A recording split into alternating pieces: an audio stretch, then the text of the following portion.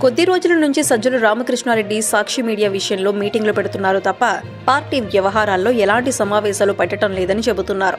Party కార్యాలయాన్ని జగన్ రెడ్డి తాడేపల్లిలో అద్దాల మేడ నుంచి తన ఇంట్లోకి మార్చుకున్నారు. సీఎంగా ఉన్నప్పుడు క్యాంప్ ఆఫీస్ పేరుతో ప్రజాధనంతో చేయించుకున్న ఏర్పాట్లు ఉండటంతో పార్టీ కార్యాలయంగా అది ఉపయోగపడుతోంది.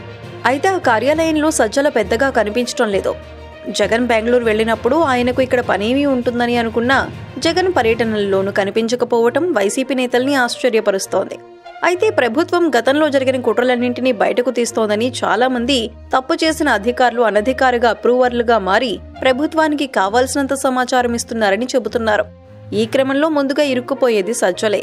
అందుకే ఆయన ఎందుకైనా మంచిదని విజయవాడ కంటే హైదరాబాద్లోనే ఎక్కువ ఉంటున్నారని అంటున్నారు. ఆయన కుమారుడు ఇప్పటికే అడ్రస్ లేకుండా పారిపోయాడు. ఆయనను మళ్లీ వ్యాపారం బర్మా పంపించి ఉంటారని వైసీపీలోనే సెటర్లు పడుతున్నాయి. అయితే వైసీపీ ఎస్ఆర్కే మాత్రం అంత తేలికగా తప్పించుకోలేరని టీడీపీ నేతలు నమ్మకంతో ఉన్నారు.